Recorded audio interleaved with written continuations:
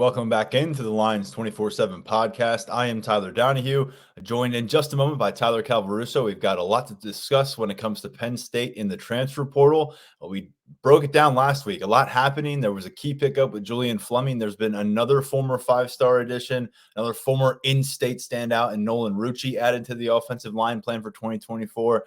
We'll discuss that along with this first wave of Penn State's 2024 freshman class that has now arrived on campus, is underway with their acclimation to the Nittany Lions football program.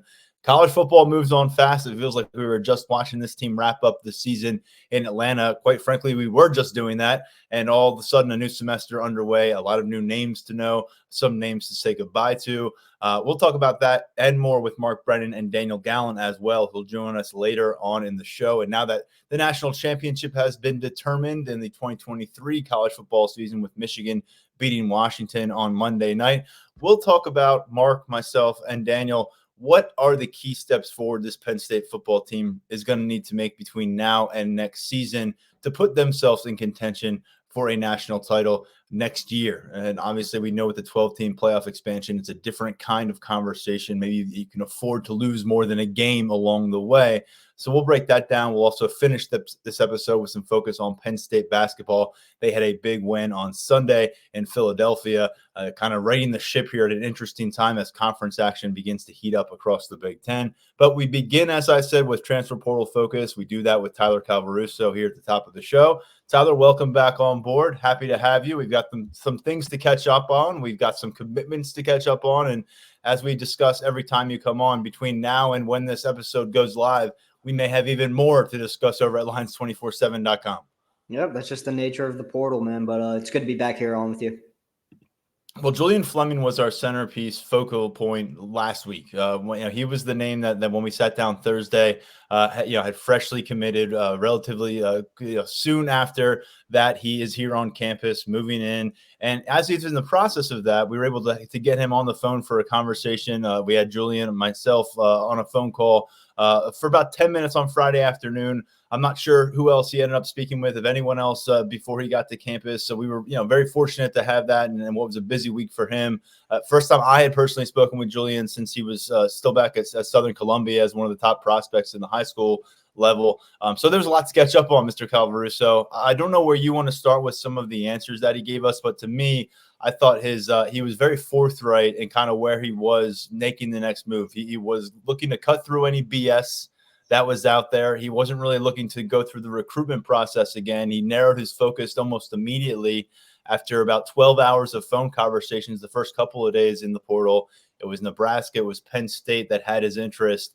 And as we were reporting on in real time back then, the first week of his transfer portal experience, he's back here in Pennsylvania, back here in Penn State football facilities. A remarkable transition for a guy who, a week prior to that is trying to help Ohio State finish the regular season unbeaten against Michigan, the eventual national champions. And then all of a sudden, there he is back face-to-face with James Franklin. And this was one of James Franklin's most premier priorities in the in-state recruiting realm that he's had in a decade on the job. I think the best place to start, man, is with you, because, you did a heck of a job on this story. It was a great read. It really laid everything out really in a pretty accurate manner based on what we've been hearing behind the scenes. Everything about that story was great. It was great to get Julian's insight into his process and what led him back to Penn State. And just all the quotes in the article and everything that you wrote, it speaks to the business-like manner that Julian Fleming played this whole process with. He quickly filtered through his options. He heard from a bunch of schools in the portal, quickly narrowed down to two, Nebraska and Penn State. And, Penn State, it was his first visit out of the portal. He heard from James Franklin before anyone else. And, there was always going to be a push to get him back to State College, and it wound up coming together in relatively short order. I know things kind of dragged on with the announcement, but this one was one of those ones that we knew where it was heading behind the scenes, a week or two, maybe even longer, depending on the timeline. I have to go back and look at the calendar, but we knew where this one was heading. And I think Julian Fleming wanted to get this one done sooner rather than later, just, get a head start on the next chapter of his career. But the one thing that really stood out to me about Julian's mindset and just his whole thought process while he was trying to find a new home was his interactions with Marcus Hagans. For him to go on record and say that his conversation with Hagans when he visited Penn State was one of the best conversations he's had with a receivers coach or any coach in general talking ball in a really long time. That says a lot. Because, Brian Hartline does a great job with the receivers at Ohio State, and he got Fleming coached up pretty well. But, he comes to Penn State, he gets a chance to talk to Higgins. It provides a fresh perspective, and fresh perspectives are always appreciated really in any circumstance, because you get to look at your game through a different lens. You get to see how you could develop and improve through a different lens. That's what Higgins provided him. And it seemed like Fleming really just enjoyed every second of it. And he enjoyed Higgins as a person as well. Someone that you cannot just learn from and get better from, but also coexist with and, enjoy being around on a daily basis in the wide receiver room. So that was something that stood out to me.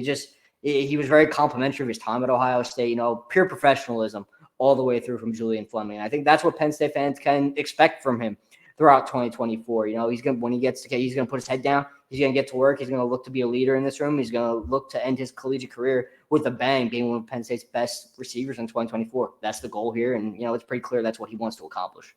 I know our colleagues over at Bucknuts, the Ohio State home here on the 24/7 Sports Network, had thrown our story over on their thread. They thought that over on their site, they thought that their readership might be interested in it. And I got to say 90% of the responses, and you never know on a message board with fanatics, you never know. We have our own. 90% of the responses were very supportive of Julian Fleming for at least 11 of those 12 regular season games that Penn State's going to have next year. Of course, Ohio State coming to Happy Valley, that won't necessarily be cheering for Fleming in that game, but I think it said a lot about how he went about his business for those 4 years. He did start 20 of the final 23 games in his Buckeyes career that he was playing, but when you are, I think it's important. We're like, well, he's a former number one wide receiver. Why didn't it happen? Why didn't he become the go-to guy? Well, the guys that he was starting alongside this year was another former number one overall receiver in Igbuka, and then also the Heisman Trophy finalist in Marvin Harrison Jr. So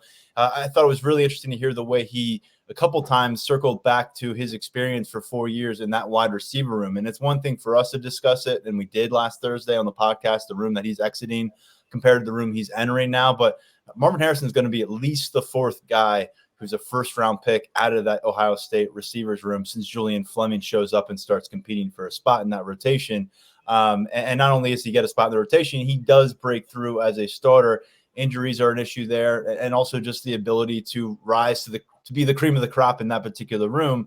And something he said that he learned along the way was not just that you have to kind of ditch the I'm the number one guy thing early in college. And he feels like he's evolved from that. He thought he could kind of live and be the number one guy for a long time. And then you realize you come to college, you get humbled a little bit.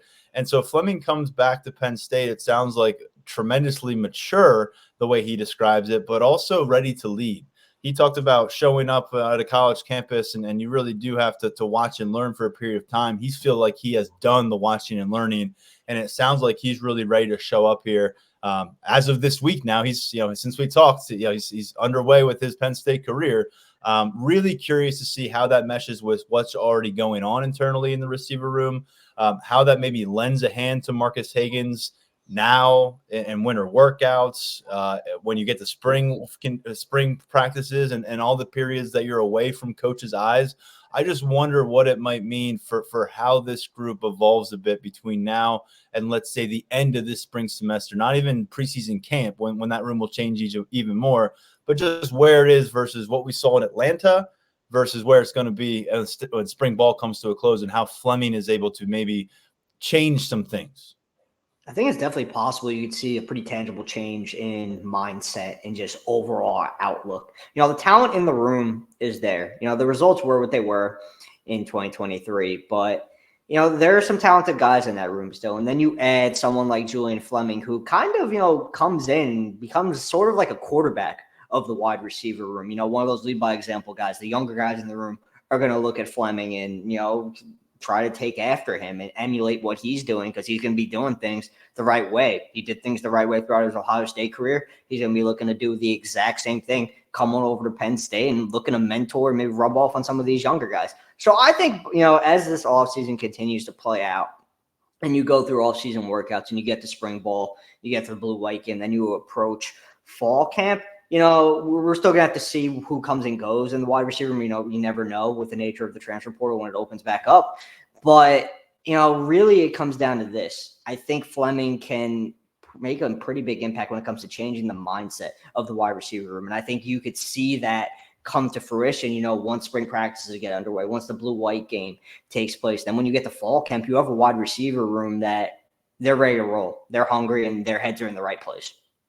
Yeah, it's going to be really interesting to follow along that room because there's so many unproven pieces in it. And in some very significant ways, Julian Fleming himself, and he'll even probably put it out there that he's unproven. He wants to prove some things this year in a different way. He wants to prove what he can do as maybe the catalyst for a pass attack.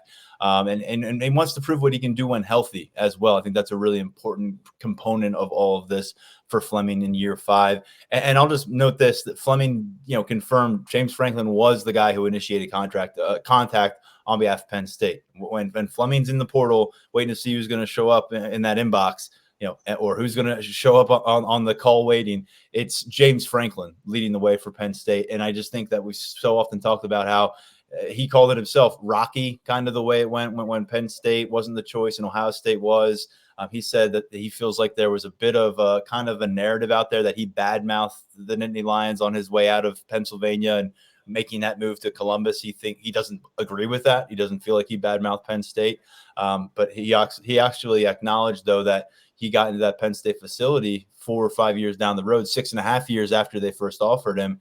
And he felt like the people that he was seeing again, they had grown up. They were different than the last time they had interacted. And he says he knows they felt the same way. So it's interesting to see these two different parties intersect on this particular timeline. And then you add Julian Fleming, what we thought he could be coming out of high school, to what we know about this offense, which does feature these two dynamic running back figures in Kaytron Allen and Nick Singleton, and does feature the recent number 1 overall quarterback recruit in Drew Aller that needs help. And we know that the tight end room brings back a big-time talent in Tyler Warren, and you start to think, wow, the pieces are right there. And Julian Fleming did note that during his visit to campus before he announced the commitment, Andy Kotelnicki and him sat down, went through what his role was going to be, just got a chance to really understand how the offense was going to operate. And Fleming, certainly a sense of excitement hearing him on Kotelnicki. We're not going to rehash an entire 1,500-word story, but you can go check that out at lions247.com. A lot more from Julian Fleming from our conversation. And this is definitely going to be one of the top storylines, I think, really across Big Ten football when you look at Penn State having a serious need for a big-time receiver, a production kind of season, and the fact that Julian Fleming not only goes from Ohio State to Penn State, but comes back home as a former number 1 receiver prospect. Just a lot of stuff around this one. And Tyler, same can be said for the other pickup that we got to get to, Nolan Rucci, former 5-star in his own right, offensive tackle position. This was a 2021 prospect that had so much focus on him coming out of high school. Ends up going to Wisconsin, follows his older brother there, who's a tight end. His father, a former Penn State offensive lineman, went on to be a key player for a long time with the New England Patriots in the NFL. So a lot of people thought early, much like Julian Fleming, when there was an offer as an underclassman, people had him kind of pegged as being an eventual Penn State players. There's plenty of photos in our 24/7 database of Rucci hugging James Franklin at different games in Beaver Stadium as a high school prospect. Spent his first few years on a college campus in Big Ten territory, far away from here, but he'll now be settling in. This one worked so quickly, Tyler Calvaruso. So talk us through how it happened and what exactly the Nittany Lions think they're getting in Nolan Rucci out of Warwick, Pennsylvania. Yeah, quickly is definitely the best way to describe it. He hits the portal late last week, makes it to Penn State for a visit on Saturday morning, and then by the afternoon, he's committed to the Nittany Lions. So, this was one that definitely came together in short order, one where everyone was aligned and Rucci knew where he wanted to be, and Penn State staff knew that it wanted him. And really, look, you got to, take into account Penn State's portal pursuits throughout the offseason. Offensive tackle has been a position, that has been desired. Phil Trotwin has been active in looking at tackles in the portal. It got one in Alan Herron, who before he wound up flipping to Maryland. Now you have Rucci on board. Quite frankly, with there being, spots up for grabs at tackle and across the offensive line, Penn State staff is always preaching competition and, guys being able to come in and make an impact. I think Rucci definitely is going to have a chance to do that in 2024, probably more so than Herron, to be completely honest with you, because with Herron, it was more of a long-term projection type thing, coming up from Division II, going to the Big Ten, he's probably going to need, maybe a year, get right in the weight room, get acclimated with playing at a higher level. Rucci, he didn't enjoy overwhelming game experience at Wisconsin, but he's a little bit more familiar with what it's going to require to succeed when he is on the field. He saw action for Wisconsin in its bowl game against LSU. I believe he allowed a sack, but other than that, he held his own in that contest. He's got multiple years of eligibility remaining. So I think that, again, we're talking about a former 5-star guy. So the talent is there. Now it's up to the Penn State staff to, kind of unearth that talent, see what it has here in Rucci. And I think Troutwine and company are definitely excited to do so because they want to bring him in otherwise. And, just the pedigree here, the overall, there's still the thought that there's upside here. So I think this is a pretty solid addition for the Nittany Lions. And it's like homecoming week this past week for Penn State. First you get Fleming, now you got Rucci on board. Yeah, I think the natural inclination for a lot of fans is, well, man, imagine if these guys maybe came here in the first place, what might it have looked like? With Rucci, who knows? I mean, he's obviously trying to chip away at getting a starting job at Wisconsin. It had not happened to this point. He did catch it, and there's plenty of video evidence of it in the last few days in the Penn State Twitterverse, but did catch a pretty touchdown pass toward the tail end of a win against Illinois, I believe it was this year in Big Ten West competition to win that game, which is pretty cool to see. It reminds you a little bit of how this guy can move around the open field at 6'7+, whatever he is right now, but just a massive, massive frame to work with. And I mean, I think it's night and day from adding a guy from the Division II level. But, all due respect to him and what he might be able to accomplish in his college career at Maryland now moving forward. But I think if you say, okay, you're losing him, who are you going to replace with? I mean, Nolan Rucci, not only does he have game experience in Big Ten and bowl play, but he knows what it's like to be a part of a program chasing a Power 5 conference championship, a Big Ten championship. He has seen it. He's been around it. And obviously, there's not going to be really a lot of surprises, I think, with Penn State. You talk about kind of a seamless transition with Julian Fleming. You are working with a new offensive coordinator, a new quarterback, a new receivers coach. But the man at the head of the table is still the same guy who was at the head of the table when you were making all those recruiting visits. He's still the same guy who was visiting your high school. He's still the same guy that got to know your family along the way. So you're going to have that familiarity in place with Rucci, built upon the fact that he's a legacy. So there are a lot of trips that happen to this campus and a lot of Penn State experiences that were not covered by recruiting reporters that Nolan Rucci went through as a kid because of his family background. So I think getting him here to campus at their time they're doing it, after you lose a couple starting offensive tackles that I think a lot of people would agree here, maybe one of the better bookend kind of seasons that they've had at the tackle position for this offensive line and quite some time between what you had at the All-American at the left side in Olu Fashanu, and then on the right side, Caden Wallace, who really helped his NFL stock during his final year on campus as a fourth-year starter. Those two guys move on. All of a sudden, Anthony Donka enters the equation. Wrote about him last Friday at Lions247.com about this newly brewed sense of excitement about what he was able to get done on the practice field in December and ultimately what he was able to get done with almost 50 snaps at right tackle against Ole Miss.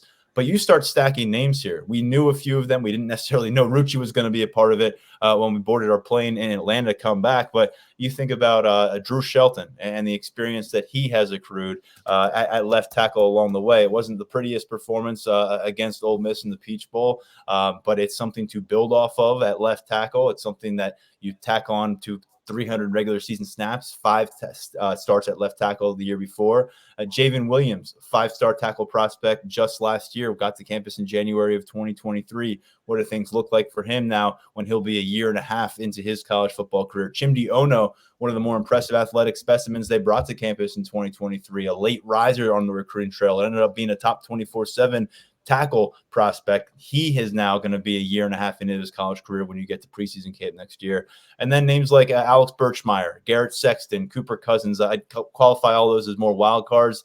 Birchmeier played some tackle, more so guard. He's got a top 100 prospect pedigree in his background not too long ago. Garrett Sexton is someone that I'm really fascinated with, what he's going to be at an offensive tackle for Penn State, but I think that's more about what he's going to be in 2025, 2026 than it is here in 2024. And then with Cousins, you just don't know, right, Tyler? I mean, he's a guy that could surface on the field for them in September at the center position. He could show up at guard, and if they need him to, he could be a tackle. We have seen him operate with Phil Troutwine at all those things leading up to his enrollment. He acknowledged that he feels like he can do all those things. So those are a lot of names, and each of those I mentioned right there in that conversation as I was just listing them 4-star guys, 5-star guys, top 24/7, top 100 overall talents. I don't know who starts at tackle for Penn State next year, but Phil Trautwein has a ton of clay to work with at the position. Penn State, as much as it loves what it has in-house and what it is bringing in its 2024 recruiting class, going out and getting a guy like Rucci, you can never have enough high-quality depth in the trenches because you don't know what's going to happen on the injury front. You don't know how certain guys are going to develop. Some might pan out. Some guys you thought who were going to pan out, maybe they don't for whatever reason. So, the Penn State definitely has strength in numbers working in its favor. I'm really excited to see what Anthony Donka could do moving forward. Going back to the summer, we heard a lot about him as, a riser. And I wrote, I believe it was late August before the opener against West Virginia, that I thought he was going to hang on to his red shirt. I mean, man, that kid can play. I'm really excited about his future. Javen Williams, former 5-star, so what he's capable of.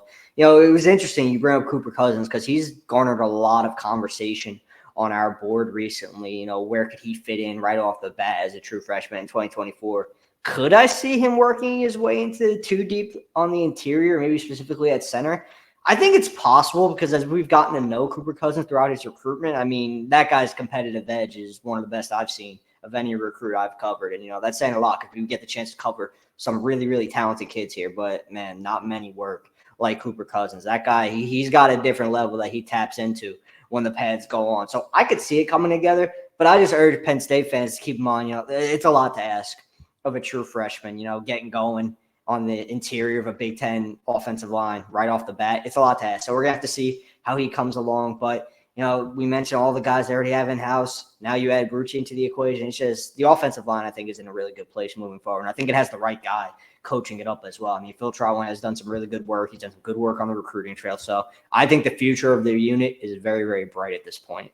We got to tip our cap to Frank Leonard, who's been there as the right-hand man for a few years and a big focal component of what they want to accomplish there in the offensive line room on a day-to-day basis. And just, another name, JB Nelson. We saw him pretty exclusively at guard this year, and he was banged up at different times and ultimately didn't play much toward the tail end of the season because of an injury. But, he's got tackle experience at the junior college and high school level. And we've heard from Phil Trautwein in the past that he's someone they feel comfortable, if they needed to play him in a game, he could do it. So there are a lot of options on the perimeter, and we've seen it take place. And maybe this is something we'll get into a little bit later here on this particular episode with Daniel and Mark. But rotations are something that Phil has not shied away from as the offensive line coach here at Penn State. That goes for all sorts of different positions. And I think that rotations could very much be in play next September at the tackle spot. Maybe they give themselves more than just spring camp and August camp to sort through all those names we just went through. Maybe there's an initial pecking order, who's out there for the first couple rotations, then who's out there for the third series. But we've seen it from them before at right tackle, at left guard, at right guard. Left tackle's been pretty locked down for the last couple seasons, but I think you could certainly see different players getting involved there. Tyler, we just spent a lot of time breaking down 2 key figures that have been added to this class and or to this roster on the offensive side of the football with Julian Fleming. And then, of course, now Nolan Rucci, another player added to the defensive side of the football, and another former Wisconsin Badger announcing just within, I think, 24 hours of Nolan Rucci, actually just ahead of Rucci. And I know some folks were like, that's not the Wisconsin transfer we're looking for. They got Rucci a little bit later, but defender coming by way of Madison as well. Yeah, Jordan Mayer, defensive end, outside linebacker type. He's a Pennsylvania native. Played his high school ball at Thomas Jefferson Clairton. And, he spent his first year at Wisconsin. He was a Paul Christ committee. He was committed to that staff. Luke Fickell comes in. He sticks with the Badgers. He wound up not really being a fit in that system. So, he's going to come to Penn State in the scheme where his skill sets and his strengths, they'll be able to be utilized more. And he'll be able to play in a system where he's probably more comfortable than what he was doing at Wisconsin. Pretty good player, pretty good depth addition, in my opinion. Still young, multiple years of eligibility remaining. I got to know him a little bit because he was a Boston College commit back when I was covering BC. I got to know him a little bit. Good kid. He's one of those guys. We talk about Julian Fleming as a guy who's going to show up and get to work. Jordan Mayer is going to show up and get to work too. So I think this is a pretty good depth addition for Penn State on the defensive line. A guy, Deion Barnes, might be able to make use of in 2024 and beyond. Interesting influx of Big Ten veterans now. You're getting guys who have gone through it with other Big Ten programs. It's always interesting to see what they might be able to add perspective-wise to your program now that they're coming on board here at Penn State. By the way, another transfer pickup at special teams earlier, in case you missed it. This was several weeks ago. A Tulsa kicker, Chase Meyer. He's a guy that's going to be involved in that competition at place kicker as they move forward with Alex Felkins, who was a one-and-done grad transfer pickup out of Columbia. Staying on the defensive side of the football and in the transfer portal, things are really picking up at cornerback. It's a spot that you and I have focused on a few times during December and now into January as Penn State's been doing their diligence in the portal. Seems like there are some definite names here rising toward the top, and maybe a bit of a waiting game at this stage as we wait to see who's officially coming on board and perhaps within the next few days. Yeah, pair of potential cornerback additions coming for Terry Smith and the former 5-star from Georgia, A.J. Harris, and former Florida cornerback Jalen Kimber, who's started his career at Georgia, your top 100 recruit coming out of Texas back during his high school career. So 2 potential additions for Penn State in that regard. I wrote this morning, things are still tracking for Penn State. And what I meant by that was, I'm still expecting those guys to enroll. Penn State really has until the 13th here. It could utilize the entirety of the late drop window. There's plenty of time here. I know it's the 9th and, all the fans want to see these guys locked in and in town, but sometimes these things, they take a little bit to come together, but I'm still expecting, everything to be perfectly fine for Penn State with AJ Harris and Jalen Kimber. I think assuming those two, do indeed wind up suiting up for the Nittany Lions, Terry Smith's going to have 2 guys who can realistically compete for playing time in 2024, but they're also on different ends of the spectrum. Kimber is more of a veteran. He's got multiple years of eligibility remaining, but he has starting experience from his time at Florida, appeared in 25 games with the Gators over a span of 2 years. So he knows what it's like to go up against high-level competition on the bright lights. So that's always a boost. Harris is as talented as any cornerback in the portal right now, just raw talent and skill set wise. He might not have the same level of experience as Kimber or even a Tony Grimes, who visited over the weekend and wound up committing to Michigan State. He might not have that kind of experience, but he's as talented as any cornerback in the nation looking for a new home right now. And right now, it's looking like Penn State's going to be that home. So that's going to be a pretty big deal, I think, for Penn State's cornerback room in 2024 and beyond. I think Harris is one of those guys who could come in and not only really challenge for a starting spot right off the bat, but even if he doesn't win one, he's going to be playing a big part in your cornerback rotation.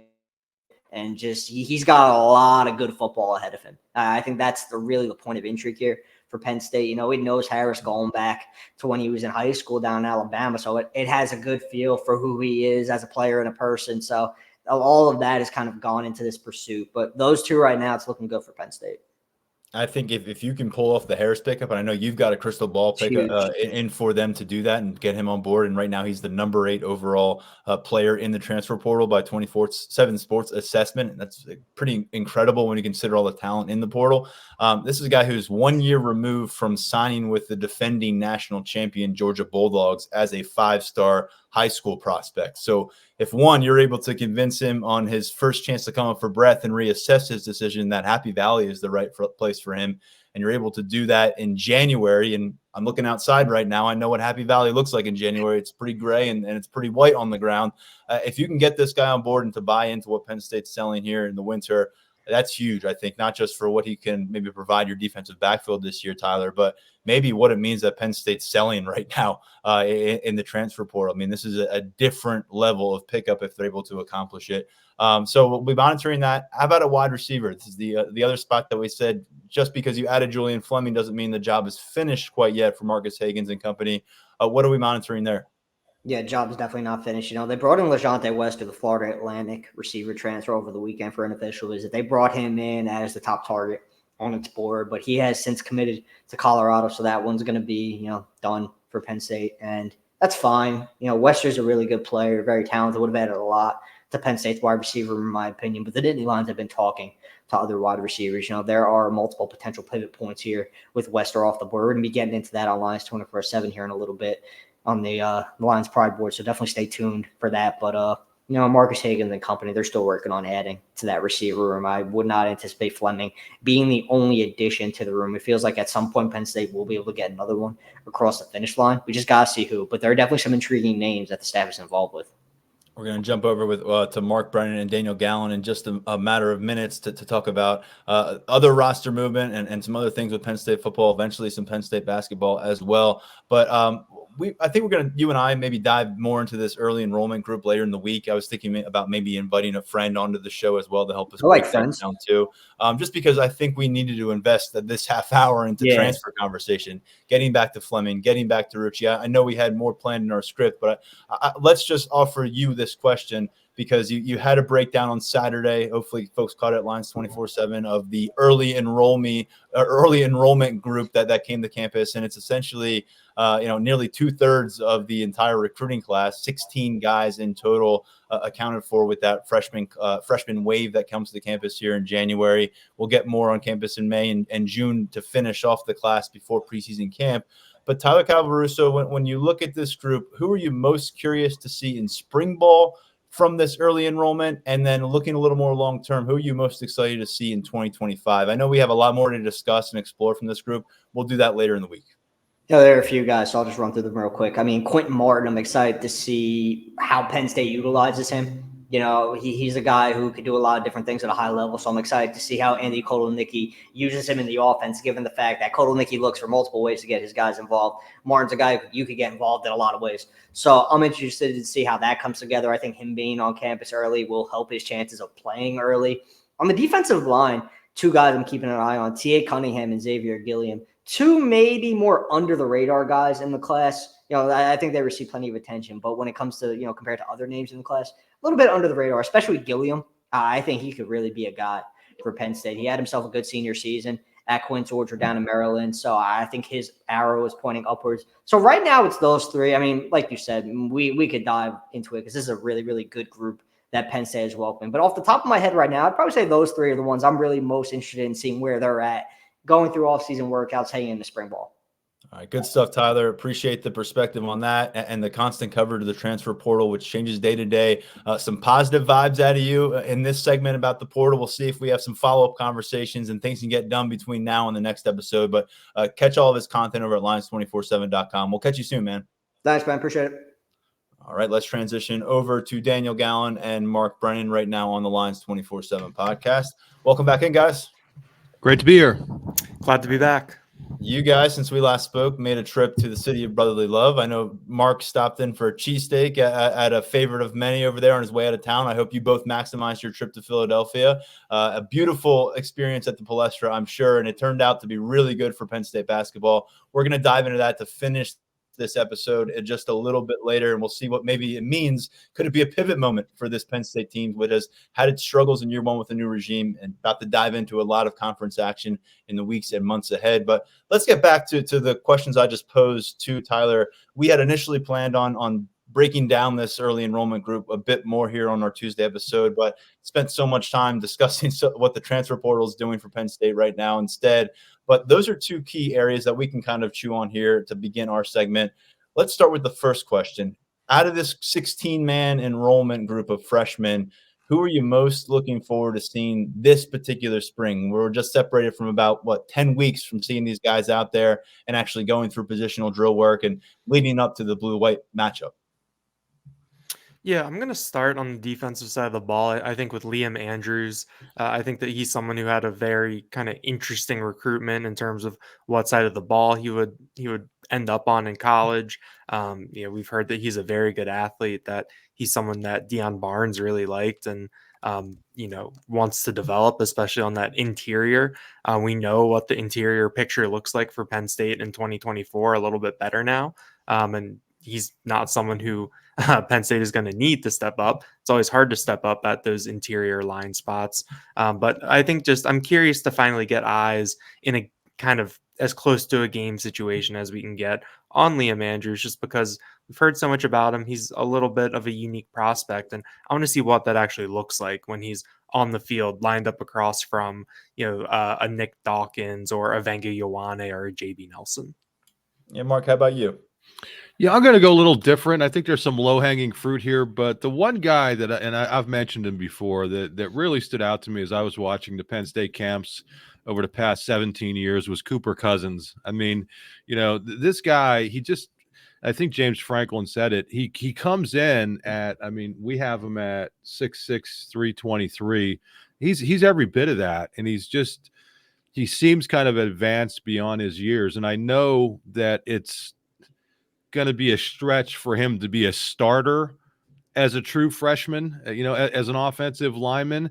But I think for this kind of guy who is so versatile that they're looking at him as somebody who can play all over the offensive line, being able to come in early and then go through spring practice, I think he's somebody who has the opportunity to emerge as, if not a rotational piece, at least a viable backup. Maybe one of those guys who, they look to redshirt, but they travel them.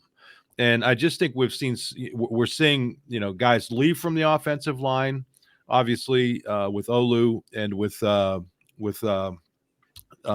center. I'm drawing a blank on it. Yeah, Hunter Norzad. Yeah, Yep. Norzad. And we saw last year injuries could come into play. You never know what's going to happen there. And we saw a couple years ago with Drew Shelton as a true freshman when he was kind of pressed into action. So I just think this guy could be like a utility knife on that offensive line, that if they have the opportunity, and they will have the opportunity, Phil Troutwine will, in spring practice, to work with him at multiple different positions and get him ready to go. Because physically, and I think aggressively, in all of those things, athletically, I think he has the ability to contribute, not to be a star, not to be a starter, but to contribute as a true freshman. Yeah, and the cool thing about Cooper Cousins, as Tyler and I were just discussing, is you could see him, be a factor at center. You could see him be a factor on the perimeter. You are losing starters at both of those positions, which means maybe your number 2 guy becomes your starter. It's not always about finding the starter. It's about finding, reinforcements for the roster right now, and then developing starters as time goes on. In that kind of vein, I'm going to go to the other side of the football and also on the perimeter, though. Jalen Harvey, this was a guy that they battled for. And I know that he didn't have the big 5-star marquee kind of recruiting designation next to him, his name a long way. But you look about the teams that were valuing him and kind of, how this battle came coast to coast in some ways, with USC really making a push and Penn State holding on and beating them out and ending up getting to the finish line. And, he's here on campus now, and he's a guy that was called Baby Chop, on his way up in the Quince Orchard football community, because of what the Big Chop did down there, and Chop Robinson becoming a 5-star linebacker during his high school career, and then ending up being an all Big Ten defensive end edge rusher here at Penn State, and might make himself some first-round NFL money. So you'd love if Baby Chop grows up to be the next job for you. I don't know if it needs to happen right now. We've discussed what they're bringing back at defensive end, and denied Dennis Sutton leading the way there. But you look around the room, and Amin Vanover and Zariah Fisher and Smith Vilbert as a 6-year guy, and those are veteran pieces. And then you're really excited about what Jameel Lyons could do for you in year 2 after a bunch of flashes as a freshman. Could Jalen Harvey be on that Jameel Lyons kind of track, and could he get that track going in January? Because we heard so many good things about Jameel Lyons between August and the end of bowl prep versus, what if he had been on campus in January? What might his first year have looked like with that extra patch of practices and extra months of work? So you're going to see this guy get it in Jalen Harvey. 3 straight high school seasons with 9+ sacks. He had 13 sacks as a high school senior, and 9 more tackles for loss on top of that. So that's an area to me where it may seem like a luxury here in January, finding another defensive end edge rusher, but we don't know what bigger roles are going to really look like over the course of a regular season for some of these guys and how they're going to respond to it. And so I think that Jalen Harvey may look like a luxury piece right now, but if he can become a proven commodity for you halfway through this freshman campaign of his in October, and that could go a long way towards shoring things up for them at defensive end. So the other part of that question, guys, was not necessarily guys that we're looking ahead to seeing in March and April, although we're looking ahead to seeing all of them, and we'll get a chance to do that eventually. But who, when you look at this list, are you circling and saying, let's see what this guy looks like when Spring Ball 2025 opens? Daniel, you can go first since you snagged it first. Yeah. Shoot. Sorry. I just completely conked out on you. I'm sorry. That's about okay. that. I can go. No, let me go. You know what? I almost went with Grunkemeyer for this year, just because I don't know. I mean, when you look at him, and Daniel was able to see him actually in person in a game we saw him at camps and at the Elite 11 or whatever. What was it here? I'm forgetting. Last It year was Elite 11. I'm forgetting everything from last year. Poor Hunter Norzad. He's already out of my mind. I'm looking forward. But this guy is just kind of a unique QB compared to kind of what they've had in the way he can move around and throw from different arm angles. And, when you're looking at 2025, I mean, the big question going into this year was, would Drew Aller even be there? I guess there's probably less questions about that now. We'll see how that works out for Drew this year. But I just think he's a little different than the guys that you already have in the program. So you have a new offensive coordinator. This guy seems like he would fit in really well with that kind of style. So that's one of the guys that I would be looking forward to. I almost said him this year, but I just think it's going to be tough because whatever anybody wants to say about the quarterback competition, I think Aller's going to be the guy regardless. And I think Bo Pribula is going to be the solid number 2. And Jackson Smolik, he's worked his way. So I think you're going to be looking at a battle for maybe that number 3 spot with Grunkemeyer this year. But then I think that following year, it's going to be a whole different kind of ball game. And we know with quarterbacks, hey, maybe Aller goes to the NFL. Who may transfer. We just don't know with the way quarterbacks go. So I think he's going to be really a guy to keep an eye on in that second year in the program. And Grunkemeyer, I think if he does remind you of somebody in the room, it's Drew Aller. He's just 3 inches shorter and 40 pounds lighter. He's a different physical guy, but a little more nimble. The arm slots. You talk about some of the improvisational skills that he brings to the field. And those are aspects of Drew Aller's game that I know we'd love to see him getting more chance to shine here with the new offensive system. And I think we're all anxious to see that. But Daniel, have you recovered? Are you ready? Yeah, I had my rundown in the wrong order. So I was looking in the wrong spot. But I would say Quentin Martin in year 2. I think that there's not going to be that immediate need in 2024 at running back. If you have with Nick Singleton, with Katron Allen, knock on wood, they both stay healthy. But then you also have Cam Wallace and London Montgomery, who have been in the program for a year. We know that Quentin Martin has a very versatile skill set.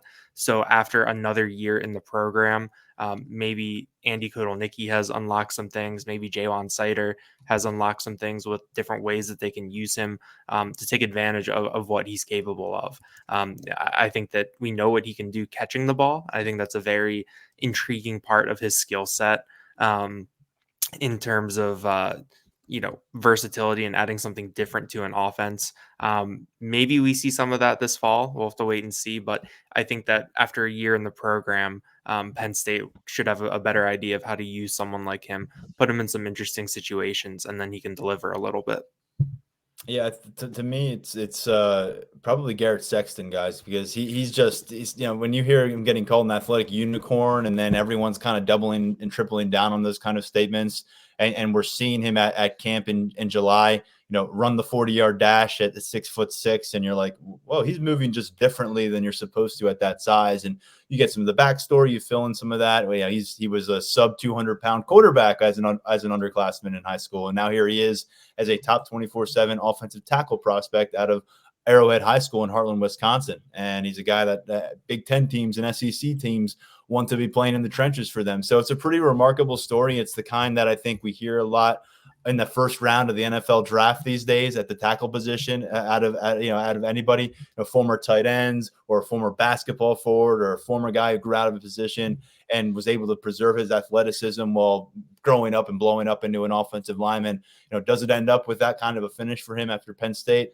I don't know, but it's a long way to go and a lot to learn about Garrett Sexton. But at a position where I think Phil Trautwein has stockpiled really as much clay as you could possibly hope for at this level of football, he really may be the most long-term interesting component of that. I think Nolan Rucci enters the conversation now, and I'm still very high on what he can be at his size, and he's still got a lot of eligibility ahead of him. And but at the tackle position specifically, and because of where he's come from the last 3 years and what he could do in the next 3, Garrett Sexton's my guy that I want to see. What does he look like in 2025 after spending a year at the training table, getting that caloric intake bump and putting in some work here under Phil Trautwein and Frank Leonard. So a lot to kind of process and to keep tabs on with this freshman group. We will start to get a chance to see him at some campus events as the schedule unfolds here in the winter and the offseason and certainly in the spring. But as usual, not going to be permitted to speak with media during the duration of year one, unless something changes there. So hopefully you're able to catch some of our conversations leading up with some of these early enrollees on the podcast in recent weeks and months. And we have a lot of content coverage that is still to come your way at lions247.com from some late interviews with a bunch of these guys before they made their move to campus and moved in as Penn State student athletes. But guys, moving ahead a little bit, and I don't want to keep you out of the conversation because it is the conversation in Happy Valley right now. How about the homecoming, taking place right now? Nolan Rucci, Julian Fleming. I know we spent a lot of time talking about the Fleming pickup last week when you guys joined the podcast. And since then, I had a chance to speak with him. We had more coverage of that. We kind of rehashed a bit of that with Tyler on the first top of the segment. But then you tack on Saturday, getting Nolan Rucci to join the party. 2 former 5-stars, guys who you prioritized for years as in-state high school prospects. Mark, really interesting to see these particular players come full circle and end up wearing Nittany Lions uniforms in 2024. Yeah, the one guy I could talk about, with a little different perspective is Nolan Rucci, because my first year full-time on the beat was 1988, and that was when his dad was a true freshman, part of a unbelievable recruiting class that included Tony Sacca, by the way, who I think has a son who Penn State's kind of checking out. But, the thing about people are looking at Nolan Rucci as this guy who, 5-star, things didn't really click for him at Wisconsin. But I think you would be wise to go back and look at what happened with his dad at Penn State. I mean, his dad came in, really did not play his first 3 years in a program, redshirted as a true freshman. By his 4th year, he was splitting time with, I think it was Paul Seaver as an offensive lineman. And then his 5th year, he was a starter. And, I think if you don't know the history, this was a guy who went on to be a 2nd-round NFL draft pick, played 8 years in the league for the Patriots, and was 75 starts, was named to the Patriots all-decade team of the 90s. My point being, sometimes with offensive linemen, it takes you a little time. I know I just got done talking about Cooper Cousins, but sometimes it takes guys a little bit of time. And if this kid is anything like his dad, maybe he's going to follow that same, there's potential that he could follow that same sort of timeline. So, listen, I would have to imagine that back when he was making his decision, his brother was already at Wisconsin. You're a young kid. I think it's maybe the same thing with Fleming. You're looking at maybe doing something different than everybody expects you to do, and you go out and it doesn't quite work out. And I think the fact that both of these guys are coming back is good for them and good for the Penn State program, but particularly with Rucci because he has the family ties. His dad was on the board of trustees for a little bit. His mom graduated from the school. I think it's just such a natural fit that if things didn't work out at a very good program like Wisconsin, why not come back and why not try to follow kind of that pattern that your dad set way back when? Daniel, when you look at these 2 pickups, both of them grabbing their own headlines, what stands out to you as the potentially the bigger one here in 2024? And maybe it's an easy answer because you're only getting Fleming for one. Yeah, I think the immediate impact, you look at Julian Fleming just because of the state that wide receiver room was in.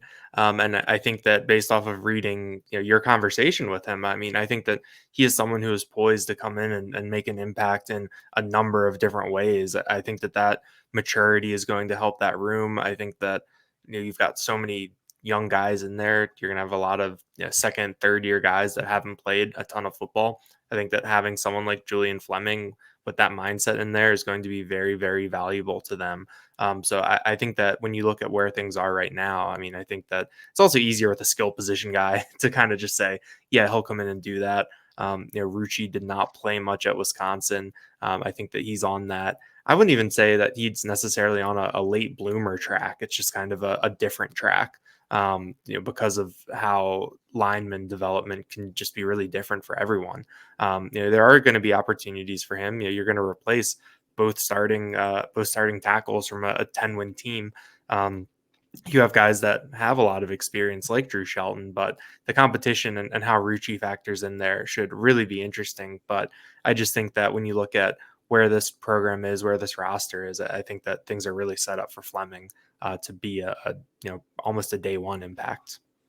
And talking about this roster, an update happened online to the website, and then we're always curious about those as they pop up now and again during the offseason, which is underway. We have not seen a bunch of the players added to this point, but we have seen some players sticking around on the 2024 roster and a few also going missing, which we'll get to in a moment. But one that's still around and one that we figured would be, because he told us, is Hakeem Beamon. He announced toward the end of last week that, like Devon Ellies, he's going to stay on the defensive line. He's going to add a ton of experience to the defensive tackle position in 2024 by staying on campus. And he's somebody that it feels like year in, year out, even with a missed season and kind of an unexplained absence season with Hakeem Beamon, he's been on that verge of a breakout. The complexion of his career probably changed a bit this year when Devon Ellies goes and kind of snatches the starting job right out from underneath him. At least it seemed like it was Beamon's starting job coming out of preseason camp, and it was Durant and it was Ellies the rest of the way. So his first teamers, but you've got Keziah Izzard, you've got Alonzo Ford coming back off of an injury. He was a pickup out of Old Dominion last year in the transfer portal. There's other emerging players like a Caleb Artis, a Devon Townley. But Daniel, going to Hakeem Beamon, I believe you had the story up at Lions247.com. What stands out to you about his decision? Not necessarily a shocking one, but a guy that, again, I think our expectations for him have changed in the last 2-3 years. I think that it's one of those positions where if you can be older, bigger, and stronger, that can really go a long way. I mean, if you're between him and Ellies, if you've got two 23, 24-year-old defensive tackles going up against 19, 20, 21-year-old offensive linemen on the interior, I mean, I think that that's something where you can have an advantage there. But it's kind of it's another chance for Hakeem Beamon. I mean, we've been waiting for that breakout for a while, especially over these past 2 years when he came back from that absence. Last year we heard a lot of really good things about him during the preseason. We've heard more good things about him before this season, and you're still kind of waiting for that to translate into some significant counting stats. I think that he's someone that can make an impact for them. I think that returning your top 3 defensive tackles in Durant, Beamon, and Ellies, I mean, I think that's huge at a position like that. There's a lot of value there. It's hard to find those big guys that can plug up space in the middle and rush from the interior. So I think by having those guys, it helps the guys behind them, gives them a little bit more cushion to develop a little bit more. But it will be interesting to see what that competition looks like, because you factor in someone like Alonzo Ford, someone like Devon Townley. You think about Caleb Artis is going to be in his 3rd year. Ty Blanding is someone we heard some good things about. Good things about, who redshirted, and then Jordan Vandenberg too. So I think that there's a lot of names, man. A lot of names. They're not losing anybody. They don't have a single scholarship guy coming off of the ledger as of right now. Exactly. So I think by having that top of your depth chart back from what was a good defensive line last year, I think that's really significant. And I think it also gives the guys behind them a chance to really, really compete and really kind of drive each other. I mean, that's going to be a room where, even though Ellies and Beamon are coming back with Durant, I mean, it seems like nothing is really going to be given there with the amount of talent and the amount of bodies that are there. It's a spot that we've gotten used to saying, it doesn't really matter who starts either, because the guy who comes in second could end up leading the way in snaps. Mark, the other 2 names that we wanted to get to on the lines here, Sal Wormley and Smith Vilbert, both still on the roster. Neither of that is surprising based on the way James Franklin talked about Smith Vilbert when he ruled him out for the 2023 season and what they felt like they were able to do with his remaining eligibility. And then when it comes to Sal Wormley, I spoke to 2 or 3 players, and his name came up in the post game down at the Peach Bowl, and it was about him, in the present tense, being with the team. And he's a guy that it would be a 6th-year senior. He would be a 3rd-year starter potentially at guard.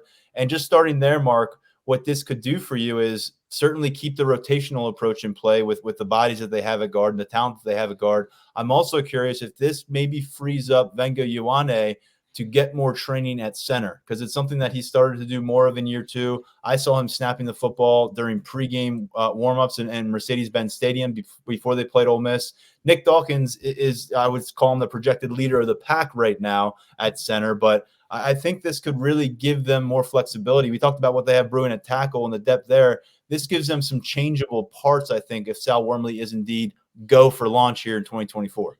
Yeah, the other thing I think Wormley brings to the table that may be underlooked is the opportunity to emerge as a leader, because you're losing a couple of really strong ones in Olu and Caden Wallace and Hunter Norzad, who I remembered his name this time. So, if you're looking for leadership in that room, and Wormley was a guy that we had an opportunity to speak to multiple times this year, and he's definitely different than I thought when I first talked to him early in his career, when he was kind of shy and reserved. He's not afraid to use very colorful language, and you can see where that would kind of work among his teammates. So, besides being a veteran player who's played some good football for you, I think having somebody with those leadership skills. I mean, you also lost Landon Tangwell, who I think was a young leader in that room. So I think there'll be a lot of eyes on him from that respect. And I think it's good that he's coming back. And I think he'll have an opportunity to improve his draft stock too, because I think he was up and down this year. Don't think he was as consistent as maybe probably he hoped he would be. And I think that'll be helpful for him as well. And then I don't want to not address Smith Vilbert, because that has an opportunity to be a feel-good story. From a guy who a couple years ago was out, we had no idea why. He comes back for the bowl and ends up with 3 sacks. And then, I mean, it's just been so crazy, but he's kept grinding and been with the team. And we've seen him with guys over the summer, at the camps, visiting the camps. And then we saw him at practice. You mentioned this on the last pod. He was at every single practice we were at for most of the year, just as an observer, just standing around watching. And then I think for the pre-bowl here, and down in Atlanta, we actually saw him in workout gear, not practice clothes, not like he was going to play, but as if he was actually working out really hard, working up a sweat. And, he's obviously been through a lot. James Franklin obviously has a soft spot for him, but the guy came in a bowl game and did some unbelievable things a couple years ago. And that's the opportunity to be kind of a bonus piece for you when you're losing what you're losing at defensive end. This guy was, the word on him in high school was kind of you're catching a basketball athlete at on the football field, at defensive end, trajectories pointing up.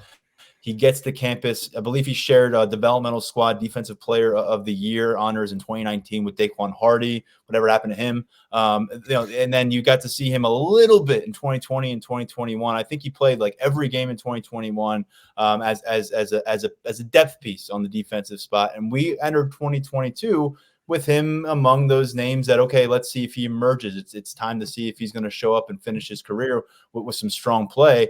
Didn't play a single regular season game in 2022. And then we see him get a little bit of work against Utah in the Rose Bowl. And then for different reasons, injury reasons, in 2023, not available to the team. So we're still working off of that one half against Arkansas in the Outback Bowl, which feels like a completely different Penn State football program. It's like hard to remember anyone else who's still with the team from then on the roster. And yet here he is, someone we're going to be talking about. But because of what we've addressed at defensive end, you don't need Smith Vilbert to come out and finish his career with a major punctuation mark. But the door is open for this to be a really cool finish to the process that was frustrating at times for both Smith Vilbert and Penn State, and for it to be mutual beneficial in year 6. Pretty cool to see happen in modern college football, but a ways to go to see if it does happen here for both parties.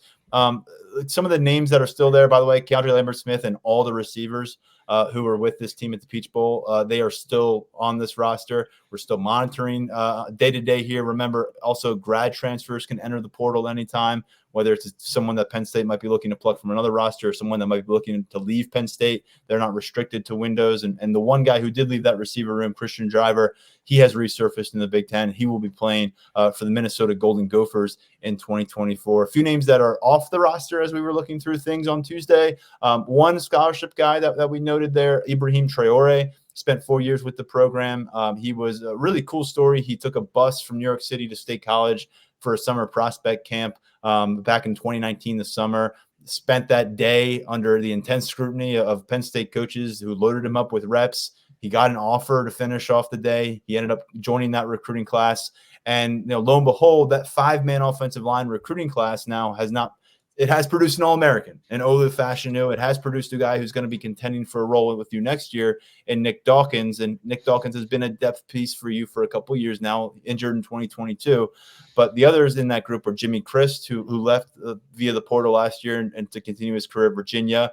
Ibrahim Traore, who really was a scout team component for you in recent years. And then Golden Israel Achumba, who's kind of also filled that scout team role. He also remains on the team. So just that 2020 class followed up by a 2021 offensive line class, which consisted of Nate Bruce, very quickly left the program, and then Lennon Tengwell, who had to retire before his career could really get going. You stack those two classes together, and you really appreciate what Phil Troutline has done with that group. And Tank Smith, by the way, there's a few walk-ons. I'm sorry, we're not going to go through the entire list of who's on the roster, but Tank Smith, probably the most notable because fans have seen him play quite a bit of Penn State football at running back as a walk-on player. A bit of a fan favorite, 4 seasons with the Nittany Lions and not on the roster. So if this is it for him, I think you got to fulfill something pretty cool here with some bowl trips and some run in some of these postseason games as well over the course. So I think we're all caught up on the roster. Daniel, did I miss anything? Because I know you were the one actually going through it with the comb this morning. Yeah, I mean, the Mason Stahl disrespect stands out, but very nearly started at quarterback for this team against Rutgers in 2021. We'll tell that story till the end of time. One of the great what ifs in Penn State history. That's it. So that's all. That's what we've got from the roster right now, and we've got a ton going on Lions247.com with the transfer portal and with the recruiting additions that have now become freshman class additions. So let's finish our conversation here, guys, with basketball. Because Penn State earned it. Sunday, they were able to charge back, come away with a victory over Michigan and Philadelphia at the Palestra. And I know that for both of you and really anyone who covers college basketball, it's a pilgrimage of sorts to get a chance to see a matchup in that building. So for Penn State to pull out a win like this in a setting like that against a Big Ten Conference opponent, Mark, what did it mean on Sunday before we talk about what it might mean moving forward? Well, I think you have to go back before Sunday to say what that win was all about, because they were coming off of a 30-point loss at Michigan State, who turned around and lost to Northwestern, who had lost to Illinois by 30. So my point being, it's going to be that kind of season in the Big Ten. And if you hope to do anything, and I think it's a stretch to think that this team is going to be a title or a top half of the Big Ten contender. I just don't think that it's viable this year, with all due respect to what they're doing. I think they're doing a nice job with what they have, but you're going to have to be resilient. So we saw it earlier this year, right? When Penn State has that horrendous loss to Bucknell, goes down to Maryland, loses a heartbreaker in overtime to Maryland, and then bounces back and beats what has turned out to be a pretty good Ohio State team.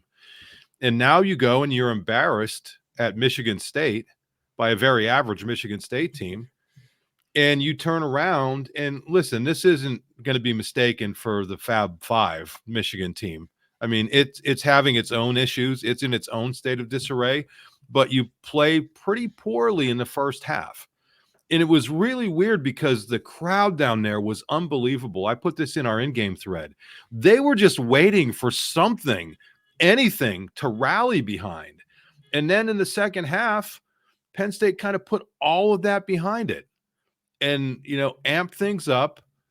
You make a couple threes, you force a few turnovers, the crowd gets into it. And that was actually a more comfortable win than the final score indicated. I mean, Penn State, once it took control of that game, you weren't really thinking, oh boy, they could really blow this thing. I mean, I think Michigan, maybe that had to do with Michigan, being in the kind of slump that it's in. But make no mistake, Michigan has some unbelievable players. So I think resiliency, and I was able, as we record this on Tuesday, we talked to Mike Rhodes earlier, and I was able to ask him about that resiliency. And he talked about how important it is that, maybe it's not something that you necessarily coach into them, but you kind of just have to develop as a team. And I think the fact that they have that is going to bode well, because we've seen with this Penn State team in the past 8 or 10 years, where they have gotten into a slide in early January where they let one loss become 2, become 3, become 4, become 10. I mean, we've seen that happen. And to bounce back And, now you have what should be a winnable game against Northwestern. Then things get a little bit tougher.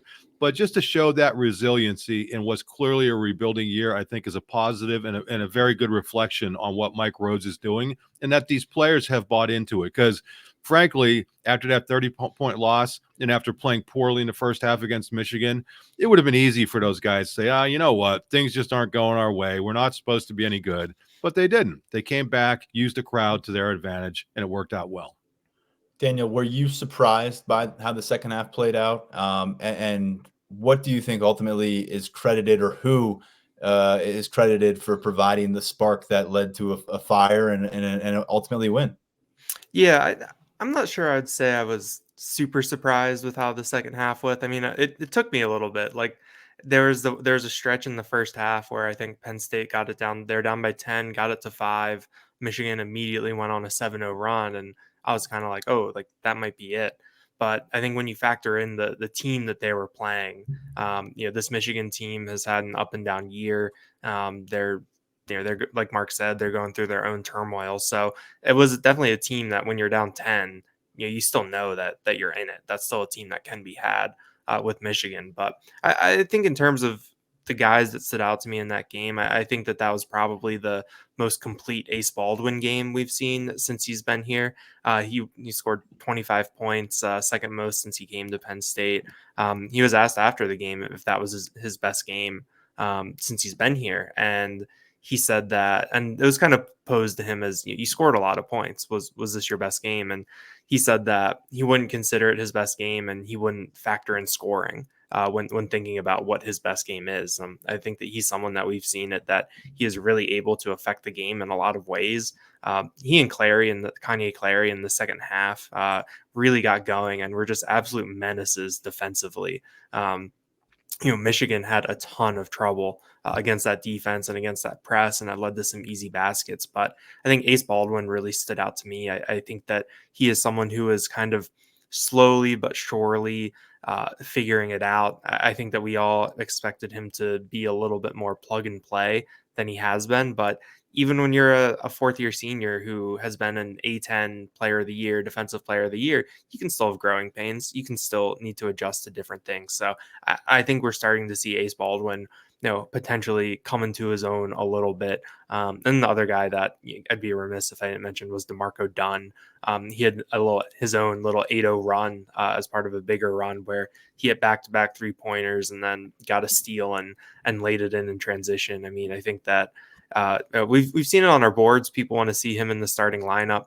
Mike Rhodes today said that he is good enough to start for them, but they like him coming off the bench. He's embracing that role, and they like having that little bit of punch in that second unit with Dunn. So I think that he's someone that coming into the year, I was really excited about. And I think these past couple of games, we've really, really seen him kind of tease his potential there a little bit.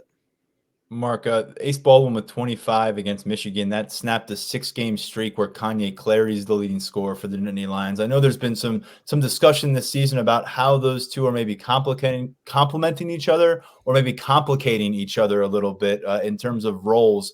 How do you see Clary and Baldwin and Rhodes working together to try to find the best way to share the court? And do you think that you see signs of tangible progress that leads you to believe Penn State has bigger things ahead offensively?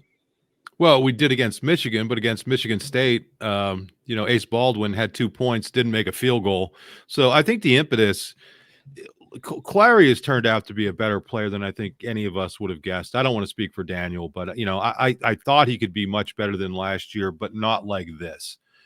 But he's a guy who is a creator, and so the impetus is going to be on Ace Baldwin, and it has been, to adjust his game to what Clary does, because Ace is also a creator, but he can do it in different ways. He doesn't necessarily have to be the guy who's dribbling and taking it to the basket every single time. He could be the guy who's throwing the hockey assist, or bringing the ball up floor, or stealing the ball and setting things up. So I just think that's, one of the real keys. I think Ace is the veteran, and he's going to have to adjust his game to what Clary does, because frankly, in that game, Clary was like horrendous in the first half. I don't have the stats here in front of me, but I was of the opinion, just keep shooting, because sooner or later they're going to keep going. And he needs to maintain that confidence. They're going to need him to score.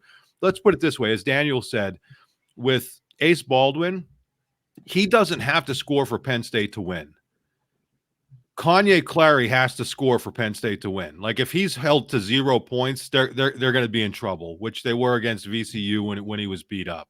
So I just think that Ace can do so many different things that he has to adjust his game. And as the veteran, I think it's been pretty cool that he's been willing to do that, and he's not sulked when it hasn't necessarily happened. I think the thing with both guys, and I could bring it up here.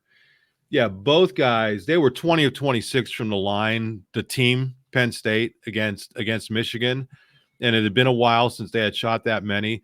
Both guys have to keep attacking the rim, even if you have shots blocked, because even if you're not scoring, you're ultimately going to get fouled. And in that game, Baldwin was 9 of 10 from the line, and Clary was 6 of 8.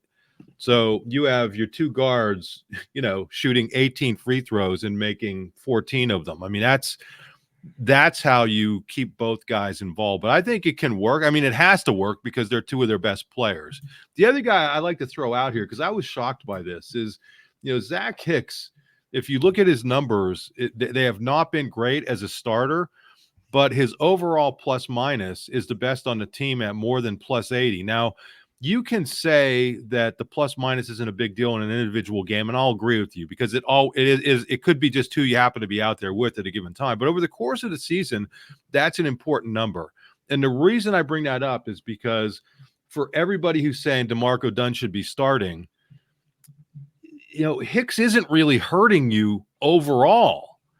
And now all of a sudden you're able to bring this guy Dunn off the bench and give you offense off the bench when you otherwise might not be getting it. So I think that may be a thing that they actually stick with, knowing that even though the numbers look kind of empty game to game from Hicks, over the course of the season, it's been proven that they're a good team when he's out there. So whatever the hell he's doing, if he's setting screens or passing or, again, hockey assists or keeping guys honest with the threat of a three-point shot, even though he's not making a ton of them, that may give them the luxury of continuing to bring Dunn off the bench. And Dunn, to his credit, has seemed completely happy, filling that role, coming off the bench. He doesn't. None of these guys seem to be just their body language and whatnot. There was a time in the first half where I thought things looked like they were getting to Ace a little bit.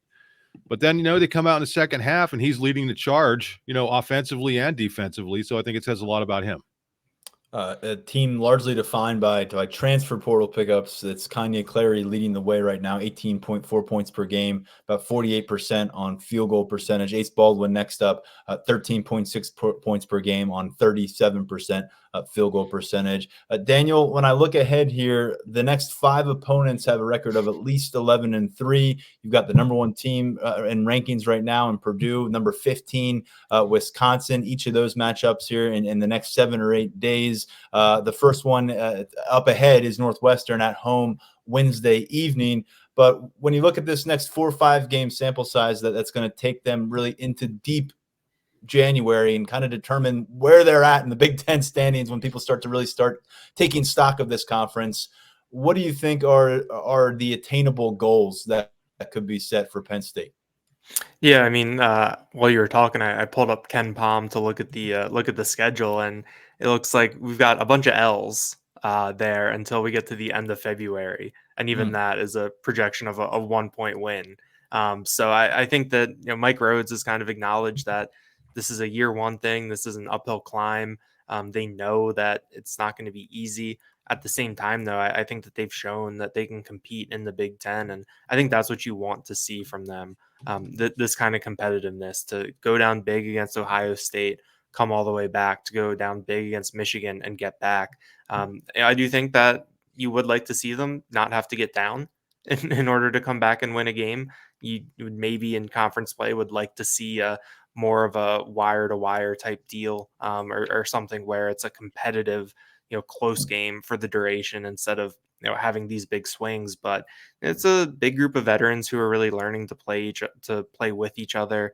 I think that it's a group too that has stood out to me, where they're not scared of anything. I think that comes from Ace Baldwin, where nothing really phases that guy. And I think that if he continues playing like that, it's really going to help. The Big Ten is just full of challenges on a week to week basis. But I think early on, Penn State though has kind of established themselves as one of those teams that, it might not be the most fun or good for your heart to have a, kind of a team that is so game to game what you're going to get.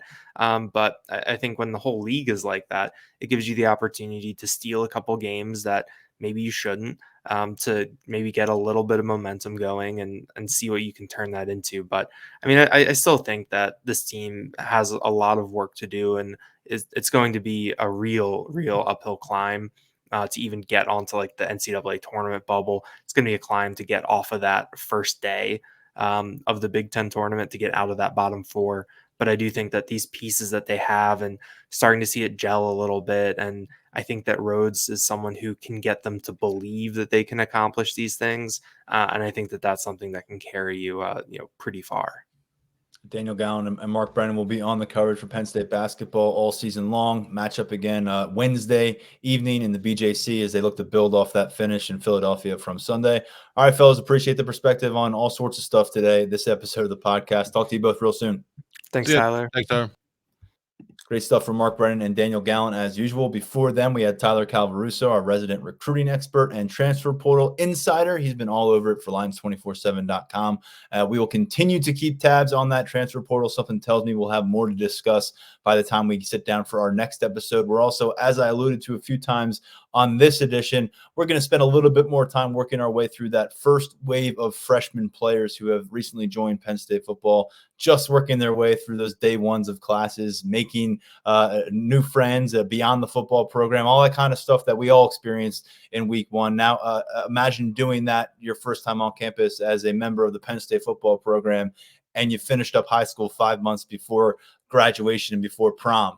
There's a lot going on in these young men's brains, and it's always interesting to see how they come out the other end of it once the team takes shape in August and September. But a lot to learn about that freshman group. We'll get started on that more for our next podcast. We have a bunch of insightful guests we hope to join us this winter on the Lions 24/7 podcast.